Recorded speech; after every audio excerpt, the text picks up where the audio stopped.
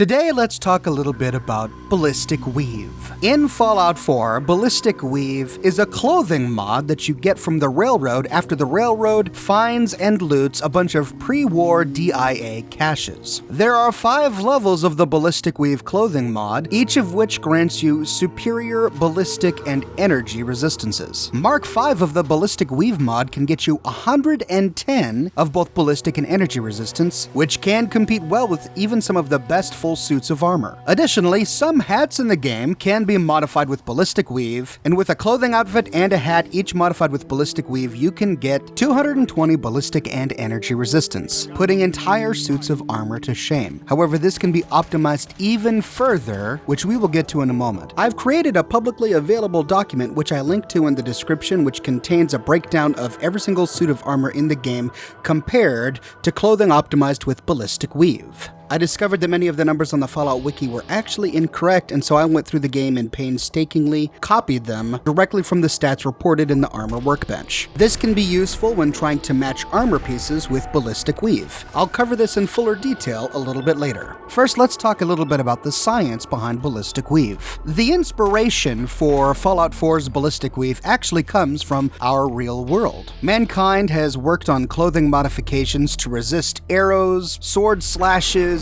dagger punches, and ammunition impacts for a very long time. But the first company to make something that they called a ballistic weave was the company DuPont. DuPont is well known as the inventor of nylon and Kevlar. They invented nylon in 1935, and based on this invention, they were contracted by the United States military during World War II to help the military with a variety of items that could benefit from synthetic fibers, including parachutes, tires, and powder bags. It was during the war that DuPont developed ballistic nylon. DuPont created this ballistic nylon to help aircraft pilots and personnel to survive ballistic impacts from bullets or even shrapnel. However, the material didn't really work as expected. Ballistic nylon was an incredibly tough material, but it wasn't bulletproof. Instead, the material resisted wear and tear. This is why ballistic nylon has been used in a variety of outdoor gear after World War II. It resists abrasion and therefore is a wonderful material for luggage, duffel bags, and even backpacks. Now, one of the things that makes ballistic nylon so tough is that it's made with a high denier thread. Denier is a term used to measure the weight of the thread. The math comes out to 1 gram of mass per 9,000 meters of length. Low denier fabrics are useful in athletics because low denier fabrics are lighter, and so they're highly prized by people making athletic gear. However, when you want something that can stop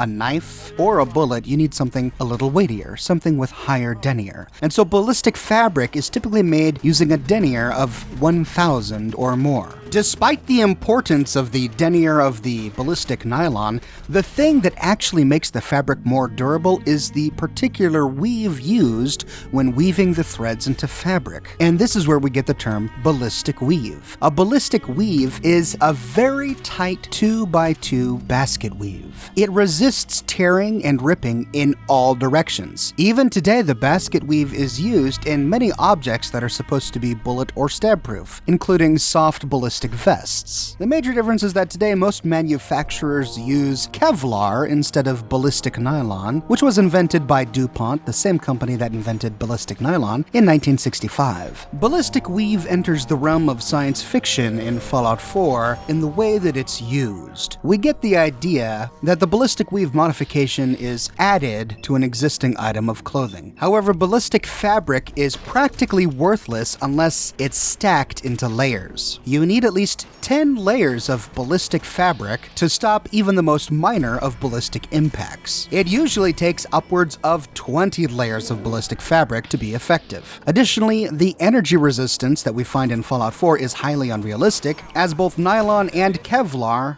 melt. So it's very likely that unless in the Fallout world ballistic fiber is somehow made from a flame-resistant natural material, in reality it wouldn't give us any energy resistance. In our world, ballistic fabrics are often used to make soft body armor. The way it works is when a bullet hits the tightly woven ballistic weave made from extremely strong high denier Kevlar or ballistic nylon fibers, the fabric catches the bullet and distributes the impact of the bullet across a wide area. The first layer likely does not stop the bullet, but as the impact of the bullet continues to become dispersed, each layer of the vest becomes more and more successful until the bullet finally stops. Many bulletproof vests also come with ceramic plates inside that disperse the energy from bullets by shattering. A bullet will strike the vest, crush the ceramic inside, and the act of the ceramic crushing sends the energy from the bullet throughout the vest instead of into your body. The problem is that these types of clothing items wear down easily. It's not like you can take an automatic weapon and fire forever at a vest and have the vest maintain its bulletproof properties. Eventually, over time, enough layers of the ballistic weave will break, and if it has ceramic, enough ceramic will shatter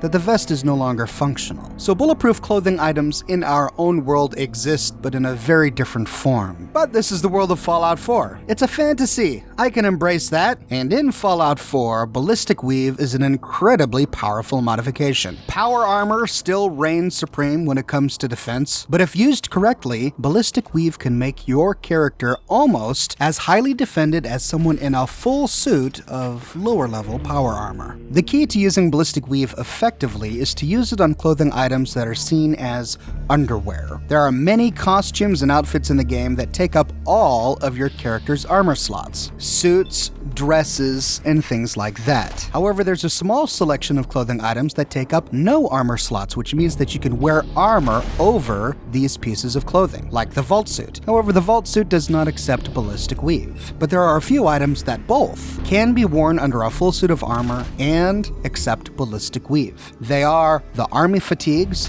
the baseball uniform, the dirty army fatigues, the green shirt and combat boots, the military fatigues, the Minuteman outfit, and the tattered rags.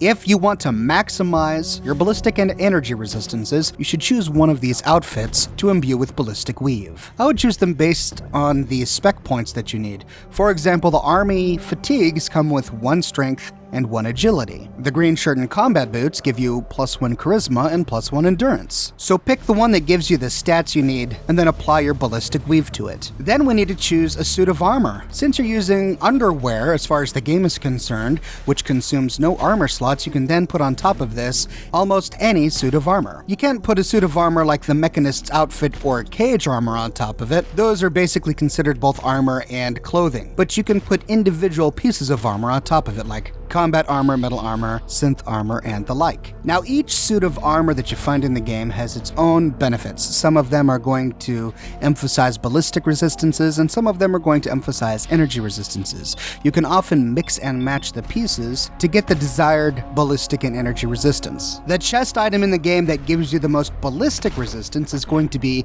the Inquisitor's marine armor from the Far Harbor DLC. It gives you 49 damage resistance and 50 energy resistance. Or you can get the unique Mark IV synth chest piece, which you can purchase from a level 4 workshop armor merchant. That'll give you 49 ballistic resistance and 54 energy resistance. It also comes with a cloaking legendary effect. However, the one chest piece in the game that isn't unique or legendary that gives you the most resistances total is the Disciple's heavy chest piece. That gives you 44 ballistic damage resistance and 54 energy resistance. This incidentally is before all upgrades. Most of the vanilla suits of armor come with a variety of different upgrade levels to improve the energy and damage resistance, but with the Nuka World Disciples armor there's only one upgrade, and that's to go from standard to improved, which adds a couple points of ballistic and energy resistance to each piece. I created a table that I've made public, and I linked to it in the description below. In the table, I've placed every single suit of armor in the game and each set of armor's upgrades. So I took the heavy version of the leather armor, for example, and then I compared it with the studded material mod, which is the highest level material mod it comes with, along with any linings that add damage or energy resistance, and then added them up. In this way, I was able to create a table that would show us the total max possible resistances for a fully upgraded heavy set of each version of armor. You can then go through each set and find the one that gives you the resistances that you want.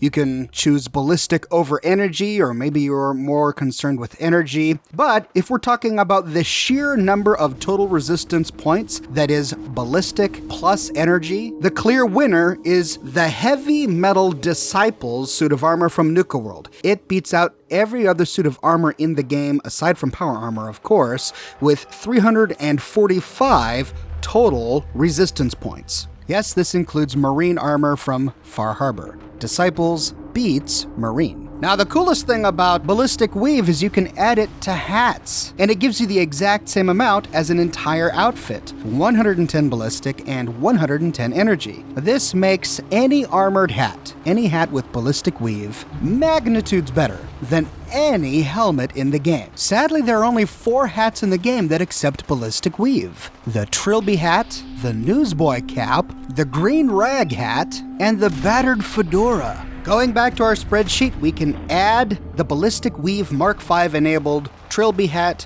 to the Ballistic Weave Mark V enabled underwear to get 210 damage resistance and 210 energy resistance. We can then add that to a full suit of Heavy Metal Disciples armor, sans the helmet, to get a total of 376 damage resistance and 409 energy resistance for a grand total of 785 total resistance points outside of power armor.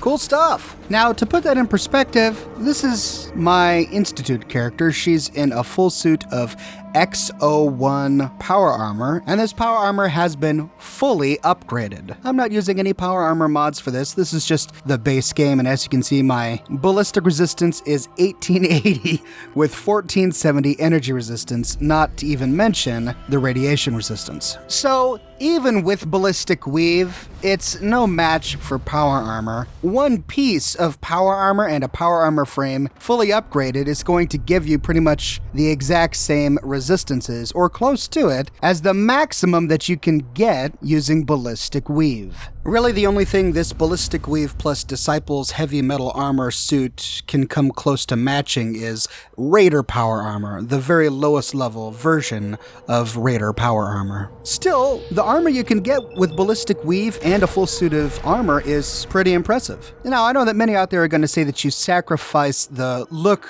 of your character, the style that you're going for, in order to choose items of clothing that can accept Ballistic Weave. That's part of the sacrifice that you go through in order to choose either optimized performance or optimized look for role-playing, and that's fine.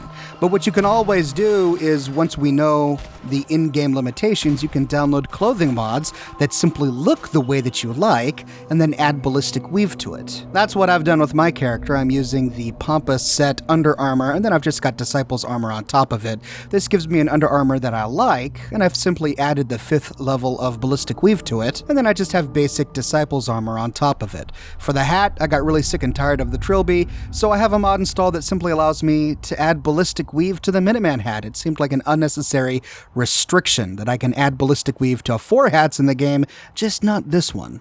Again, I do realize that we have to make these choices. That's part of the role-playing aspect of this game. Do I want to look cool, or do I want to have awesome armor? I get it, but for me and my gameplay, I didn't think that it was that bad or cheating too much to allow Ballistic Weave on different items of clothing. Anyway, there you go, ladies and gentlemen. That's my big piece on Ballistic Weave. I'm absolutely in love with it. It's such a cool and wonderful mod. It's great for a stealthy railroad character. I'm looking forward to leveling my railroad character up high enough to be able to use Ballistic Weave. It's certainly not for someone who wants to run in guns blazing. This is why I've got my heavy weapons Brotherhood of Steel character in a full suit of X01 power armor, and my sprinting commando Institute character in a full suit of X01 power armor. But my Minuteman sniper uses railroad Ballistic Weave and no power armor, and my stealthy assassin uses railroad Ballistic Ballistic Weave with no power armor. But what decisions did you make in your game? Are you a power armor person or a Ballistic Weave person? Let me know in the comments section below. I read all of your comments, and I use them as inspiration for my future videos. Did you know that I've got a shirt shop? That's right, ladies and gentlemen, I have a t-shirt shop. The fine folks at Teespring have been working hard with me to produce some really cool Oxhorn and Fallout 4 themed shirts. So if you're interested, head on over to my shop. I link to it in the description below, where you can check out my Fallout 4 shirts that have Fallout 4 faction images and your favorite quotes. And if you like what I do and you want to support me in a more personal way, consider becoming one of my patrons on Patreon. Patreon subscribers gain access to a private channel on my Discord server, as well as a bunch of other cool Oxhorn perks. But more than anything, ladies and gentlemen, I'm just so glad that you're here watching this video today. Thank you so much for watching, and I'll see you tomorrow morning, bright and early, with a brand new video.